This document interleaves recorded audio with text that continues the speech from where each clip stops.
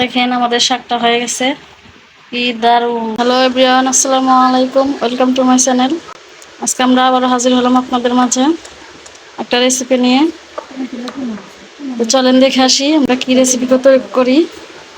দেখতে পাচ্ছেন এখানে লাল শাক নিচ্ছি, লাল শাক দিয়ে আর এখানে বড় রুই মাছের পিসা দিয়ে আমরা মাছটা রান্না করব। তো কিভাবে রান্না করি দেখতে হলে আমাদের সাথেই থাকতে হবে। চলেন দেখে আসি আমরা কিভাবে রান্নাটা করি। তো চুলায় আমরা একটা কড়াই বসাই নিছি, এখন আমরা এর ভিতরে দিয়ে দেব তেল।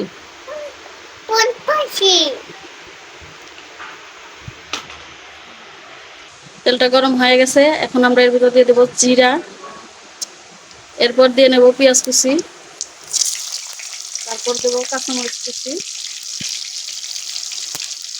এরপর পেঁয়াজটা একটু হালকা নেড়ে ভেজে নেব।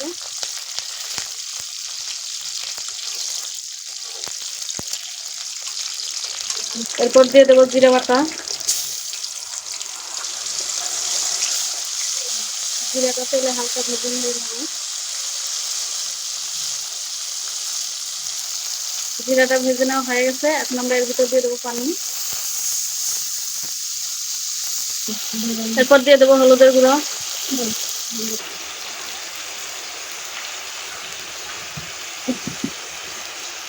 তারপর দিয়ে দেবো মরিচের গুঁড়ো, এরপর দিয়ে দেবো ধনিয়া গুঁড়ো, এরপর দিয়ে দেবো স্বাদ মতো লবণ। মশলাটা ভালো করে নেড়ে কষিয়ে নেব। মশলাটা কষানো হয়ে গেছে, এখন আমরা এর ভিতর দিয়ে দেবো সেই মাছগুলো সেদ্ধ করে কাটা বেছে রাখছি, না হলে কিন্তু খেতে নিলে গলায় কাটা বিঁধবে। যার কারণে আমরা আগে থেকে সেদ্ধ করে রাখছিলাম, তাহলে খেতে আরাম পাবে।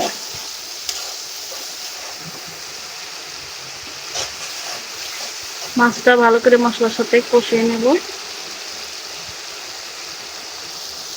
মশলাটা কষানো হয়ে গেছে, এখন আমরা এর ভিতরে সেই লাল শাক দিয়ে দেব।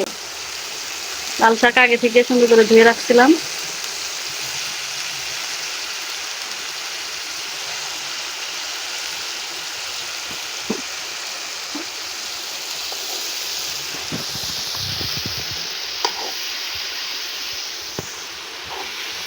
শাক সুন্দর করে মাছের সাথে মশলার সাথে নেড়ে মিশিয়ে দিতে হবে।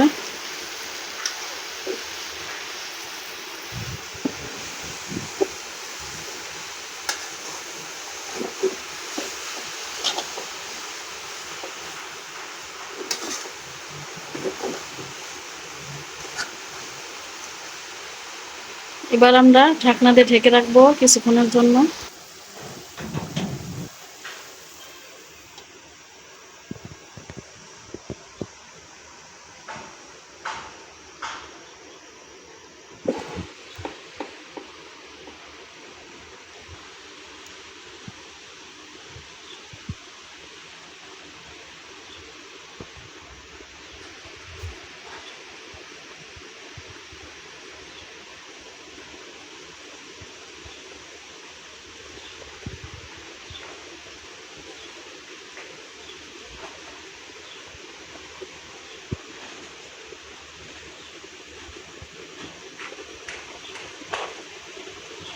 এবার ঢাকনাটা আমরা উঠায় নেব।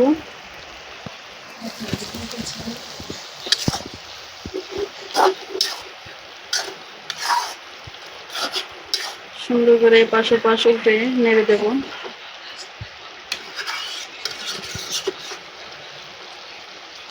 কালারটা দারুণ লাগতেছে, খেতেও দারুণ লাগবে। এরপর দিয়ে দেবো ভাজনা বাটা,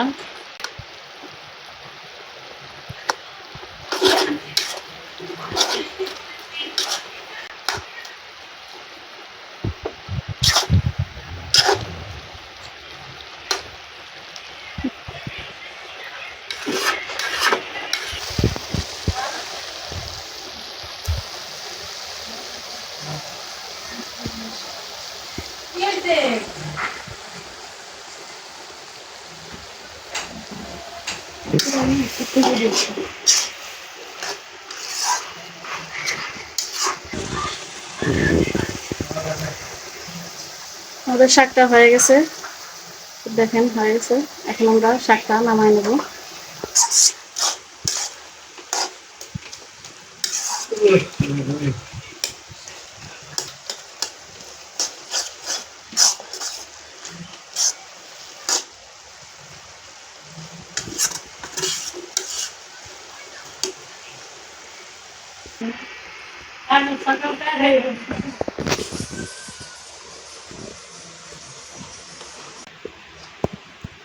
দেখেন আমাদের শাকটা হয়ে গেছে, কি দারুণ সুন্দর কালার হয়েছে।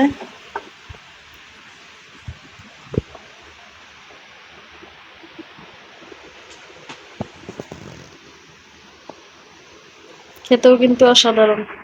তো আমাদের ভিডিওটি যদি ভালো লেগে থাকে অবশ্যই লাইক কমেন্ট শেয়ার করবেন, আর নতুন নতুন ভিডিও পেতে চ্যানেলটি সাবস্ক্রাইব করে রাখবেন। তো আজকের মতো বিদায়